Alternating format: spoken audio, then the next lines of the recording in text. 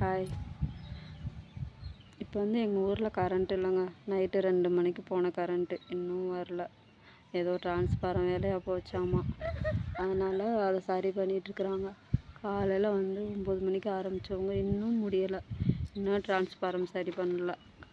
Current இல்லாமல் charge கூட இல்லை. அவ்வளோ கஷ்டமாக இருக்குது. அதனால் இப்படி வெளியில் வீட்டுக்குள்ளே இருக்க முடியல. அதனால் வெளியில் இப்படி காத்தாட வந்து உக்காந்தாச்சு. வெளியில் வந்தால் கொஞ்சம் காற்று வருது. இப்போ வந்து என்னோட ரொம்ப க்ளோஸாக ஃப்ரெண்டு, நான் கல்யாணம் முடித்த புதுசுலேருந்து ஃப்ரெண்டு, நல்ல ஃப்ரெண்டு.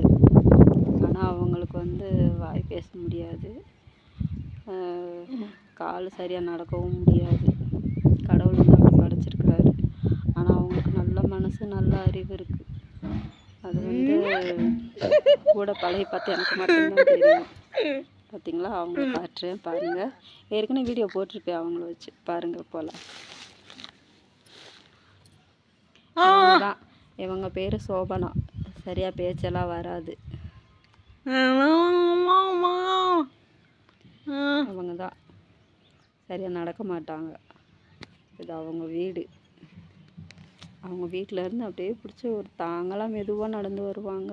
ரொம்ப நான் எந்திரிச்செல்லாம் நடக்க முடியாது. கொஞ்சம் குனிஞ்சிக்கிட்டே நடந்து வருவாங்க. பாவமாக இருக்கும், கஷ்டமாக இருக்கும்.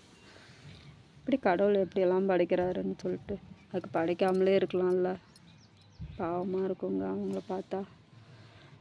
ஆனால் பழகி பார்த்தா சூப்பர் டைப்புங்க.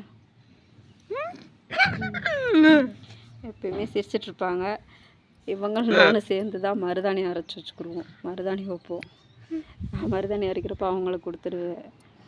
அது மாதிரி மருதாணி எனக்கு அரைச்சி கொடுன்னா உரலில் போட்டு நல்லா ஆட்டி கொடுத்துருவாங்க. சூப்பராக ஆட்டி கொடுத்துருவாங்க. வச்சா நாங்கள் 2 பேரும் ஒன்றா தாங்க மருதாணி வைப்போம்.